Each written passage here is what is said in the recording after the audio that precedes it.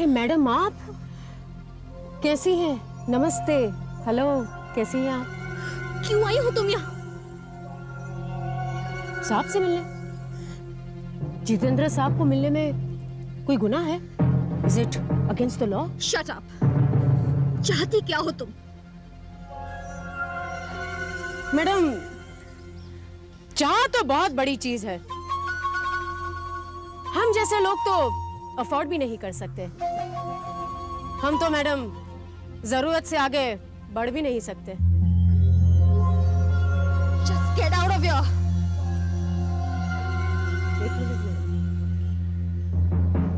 ऐसी बात कभी मत करना। मैडम, ये बंगला, ये गाड़ियां, आपने पहन रखे हैं ऐसे कपड़े, ये सब तो सपने में भी नहीं सोच सकती मैं। ऐसी डिमांड भी नहीं है मेरी। पेट भरना चाहती हूं मैं अपना।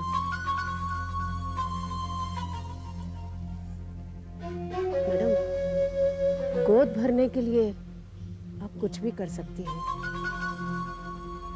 पेट भरने के लिए मैं क्या करूं, ये भी नहीं जानती।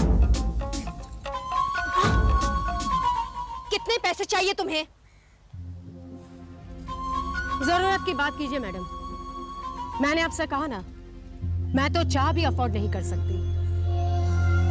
25 लाख रुपए मांगे थे सिर्फ, लेकिन आप लोग तो उठकर ही चले गए। 25 लाख तो तुम्हें मिल ही जाएंगे। कहाँ रहती हो तुम? वही ना, वही तो सवाल है मैडम। अभी तो मैं चर्चगेट स्टेशन पे रहती हूँ। पहले मैं एयरपोर्ट पे रहती थी, लेकिन अब एयरपोर्ट वाला ने अंदर घुसने के लिए टिकट के भाव भी बढ़ा दिए। यहाँ पैसे मांगने के लिए आई थी, फिर सोचा मैं तो यहाँ रह भी सकती हूँ, इसलिए नौकरी मांगी। आपके ससुर, मैडम, आपके ससुर बहुत अच्छे इंसान हैं। पहले उनसे मिलने के लिए जरा डरती थी, लेकिन अब लगता है कि आपको मिलने से पहले अगर मैं आपके ससुर को मिल लेती तो काम बहुत आसान हो जाता। तुम्हें तुम्हारे पैसे मिल जाएंगे, लेकिन आइंदा इस घर में कदम रखने की कोशिश की ना तो क्या घर वालों को बता दोगी? बच्चे के लिए दूसरी औरत की कोख भाड़े पे लेनी पड़ेगी। मैडम, कल से मैं नौकरी ज्वाइन कर रही हूँ। हाँ, तुम्हारे ससुर को मैंने कहा है कि मैं प्रेग्नेंट हूँ। वैसे हूं नहीं, लेकिन हो जाऊंगी बहुत जल्द, आपके पति की मदद से।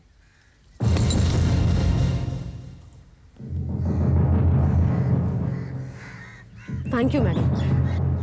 भूखा पेट और चमचमाता गाल, इनसे बेहतर क्या वजह हो सकती है बुराई की?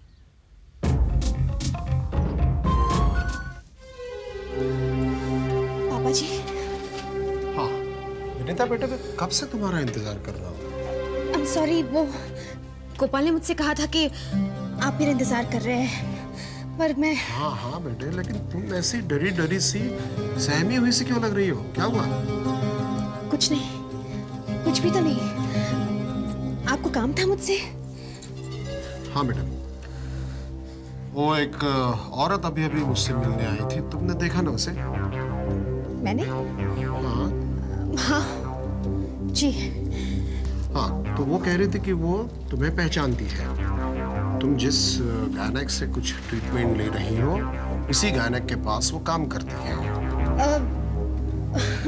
मैंने उसे सिर्फ वहाँ एक बार देखा था।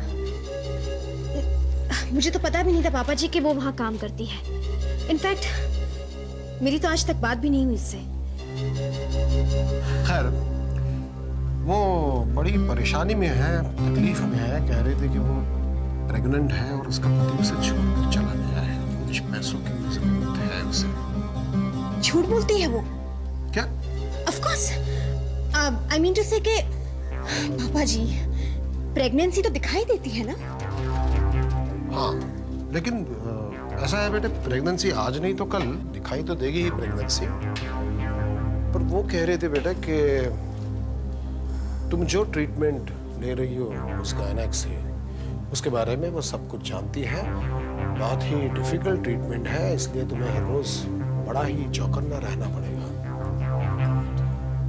तुम्हें कुछ हो रहा है बेटा? जी नहीं, कुछ नहीं हो रहा है पापा जी। मैं ऐसी कोई ट्रीटमेंट नहीं ले रही हूँ जो डिफिकल्ट हो। हाँ बेटे, लेकिन क्यों खामखा रिस्क क्यों उठा रहे? वो कह रहे थे कि इसके बाद वो अब उस अस्पताल में काम नहीं कर पाएगी और पैसों की तो उसे सख्त जरूरत है। तो अगर उसे हमारे घर पे हमने नौकरी पर रख लिया तो उसका भी भला होगा और तुम्हारी प्रेगनेंसी के दरमियान वो तुम्हारा ठीक तरह से ख्याल भी कर पाएगी।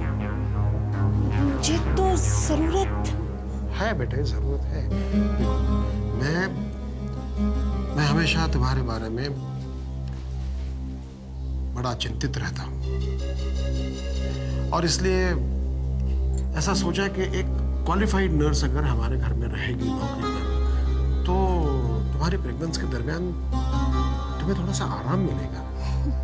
इसलिए मैंने उसे नौकरी पर रख लिया है।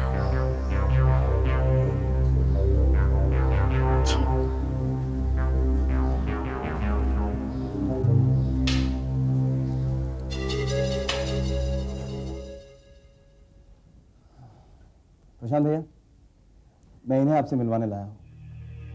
ये श्रेया दलाल है। आज से हमारी कंपनी का पीआर डिपार्टमेंट यही संभालेगा। श्रेया, ये मेरे बड़े भाई हैं, प्रशांत दलाल। Hello sir. तुम्हारा नाम मैंने सुना है। रितिश की पुरानी फ्रेंड हो ना? जी नहीं, हम कॉलेज में एक साथ पढ़ा करते थे लेकिन फ्रेंड्स कभी नहीं थे। दरअसल वो क्या है भैया, जिस एजेंसी के पास हमारी कंपनी का एडवर्टाइजिंग कॉन्ट्रैक्ट है, श्रेया उसमें काम किया करती थी, इसलिए आपने इसका नाम सुना। हाँ, याद आया। तुम रितिश की नई फ्रेंड हो ना? कितने साल काम किया है उस एडवर्टाइजिंग एजेंसी में? 2.5 साल। और उससे पहले? कॉलेज के खत्म होते ही पहली नौकरी मैंने वही ज्वाइन की थी। तो जॉब से तुम्हें निकाला क्यों गए?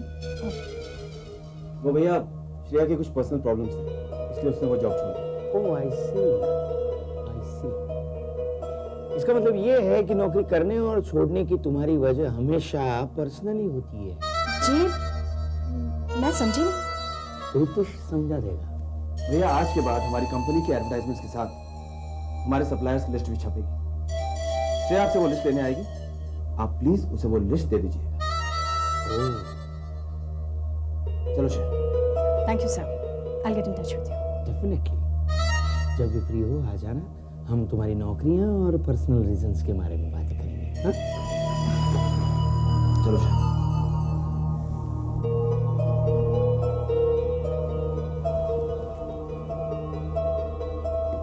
पीआर। कुछ कहना चाहते हो? क्या आपको ये लगता है पापा जी कि किसी भी वजह से एक आदमी के पैर काम करना बंद कर दे तो उसे हाथों के बल चलना चाहिए मगर व्हीलचेयर का सहारा नहीं लेना चाहिए? कोई भी मदद किसी भी सूरत में नहीं लेनी चाहिए उसे? बेटे नीरव,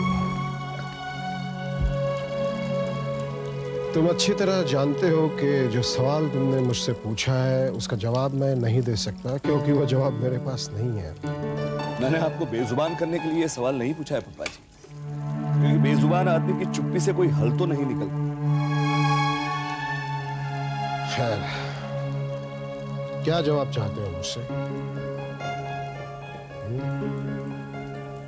ये कि जब घर वाले तुम्हारी व्हील चेयर को ढकेलते हैं तब वो तुम्हारी मदद नहीं करते बल्कि अपना एक फर्ज निभाने का बहाना करते हैं या मौका पाते हैं। ये तो फिर आप मुझे और मिताली को कुछ करने क्यों नहीं देते? रुचि आ रही है, बाद में बात करते हैं। आप जवाब टाल रहे हैं पापा जी। मैं जवाब नहीं टाल रहा हूँ बेटे, मैं सिर्फ जवाब देने का वक्त या समझो कि मौका टाल रहा हूँ। बहुत खौफ से जिया हूँ पिछले कई दिन और रात फार्म हाउस पे, ये सोचते सोचते कि घर जाने के बाद जवाब तलबी तो जरूर होगी। आओ बेटे रुचि, हो गई सारी तैयारियां पार्टी की? जय जिनेंद्र बड़े पापा। जय जिंद्र बेटा। पापा जी, आप ही हमारी प्रॉब्लम को सॉल्व कीजिए। कैसा प्रॉब्लम? अब देखिए ना, शिखा को हम सरप्राइज देना चाहते थे, इसलिए हमने उसे पार्टी की बात बताई नहीं। लेकिन अब अचानक वो कह रही है कि 15, 16, 17 तारीख वो बॉम्बे में है ही नहीं। वो लोग कहीं बाहर जाने वाले, गोवा। जरूर उसे पता चल गया होगा कि पार्टी की जा रही है और उसे बताया नहीं जा रहा है। उसकी जगह पे और कोई होता तो जरूर जान जाता कि भाई उससे पार्टी की बात छुपाई जा रही है, तो पार्टी उसी के लिए होगी। ये प्रशांत और शिखा शायद कहीं से उल्टा सोचने की ट्यूशन सी ले रहे हैं। तो फिर क्या करें पापा जी? उन्हें बता दें? आप उन्हें किसी बहाने से रोक क्यों नहीं लेते? कोई जरूरत नहीं, बस पार्टी की तारीख बदल दो। वो कुछ 17 तारीख को आ रहा है ना? जी। बस उसी शाम पार्टी रखो। पापा जी, ये ख्याल तो मैं आया ही नहीं था। मैं अभी विनीता को बता कर आती हूँ। ठीक है।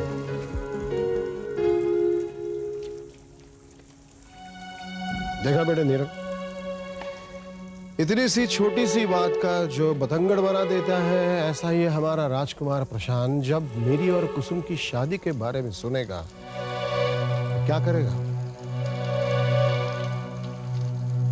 एक पार्टी की सच्चाई के बारे में जानने की जिसे परवाह नहीं है, वो मेरी सच्चाई जानने के लिए रुकेगा? बाजी, आप अकेले रास्ता कैसे ढूंढ निकालेंगे? नहीं नहीं नहीं, मैं अकेले तो नहीं ढूंढ सकूंगा, लेकिन ये मामला ऐसा है बेटे कि जिसमें मैं अपने बच्चों की मदद नहीं ले सकता। अच्छा, मतलब अब आप इसे मदद कहते हैं?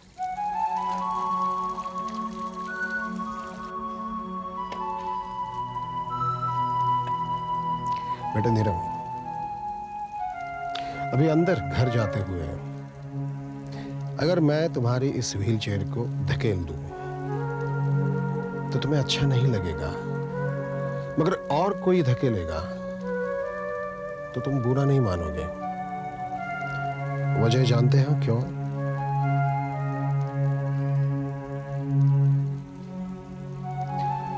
बेटा हमेशा अपने बाप के सामने अपने पैरों पे खड़ा होना चाहता है। बस बिल्कुल उसी तरह एक बाप भी अपने बेटों के सामने सर झुका के खड़ा नहीं रहना चाहता। और इसीलिए इस मामले में मैं तुम लोगों से मदद नहीं लूंगा।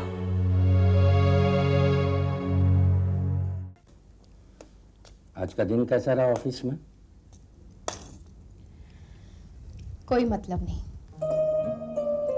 दिन का काम है गुजरना, गुजर ही जाता है। अब वक्त को कितना भी रोकना चाहो, रुकता ही नहीं। और तुम वक्त को रोकना क्यों चाहती हो? क्योंकि मेरे और वक्त के बीच में एक शर्त लगी है। आपका ऑपरेशन। वक्त गुजरने से पहले मैं आपका ऑपरेशन करवा लेना चाहती हूँ।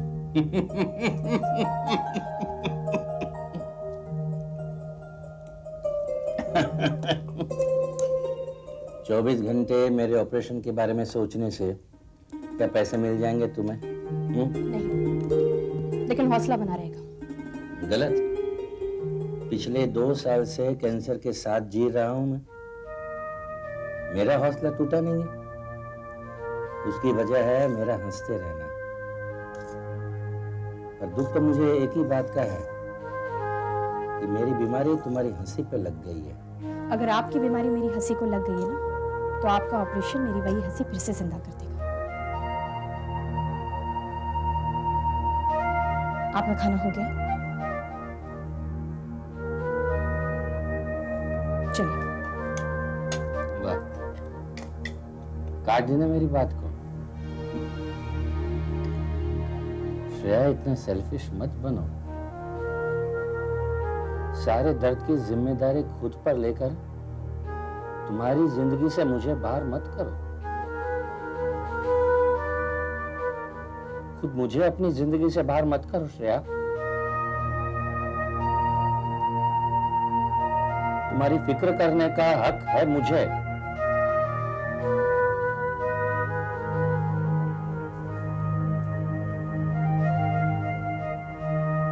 क्या करेंगे आप मेरे बारे में सोचकर? तुम्हें अब दूसरे इंसान की जरूरत है, एक ऐसे दोस्त की जो तुम्हें समझे, सहारा दे। दोस्त और सहारा क्या ढूंढने से मिलता है? तो कम से कम प्रियम को बुला लेने दो मुझे। नहीं पापा, प्रियम की पढ़ाई डिस्टर्ब मत कीजिए। ऐसी बात नहीं है कि मैं उसे मिस नहीं करती हूँ, मैं तो उसे हर दिन मिस करती हूँ। आप ही की तरह मुझे भी उसकी कमी महसूस होती है। लेकिन पापा, उसके करियर के लिए उसका वहां रहना बहुत जरूरी है ना? करियर वरियर छोड़ो, मैं आ गया हूँ।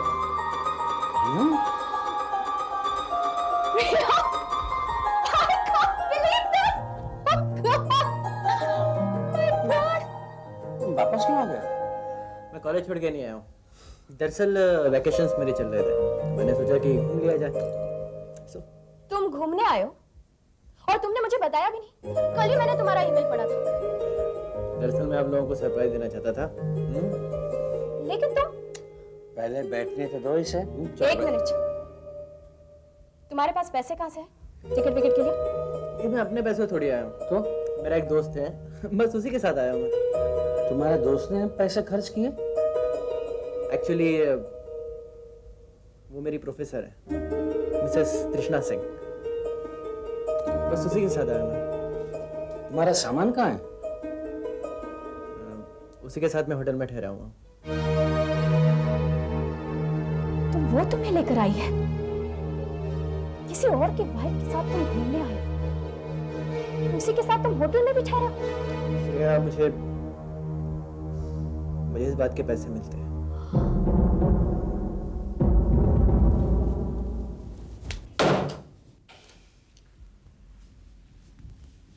मैं तुम्हारे फोन का इंतजार कर रही थी संदीप। आई एम सॉरी कविता, मुझे इस बात का ख्याल भी नहीं आया कि तुम्हें फोन करना है।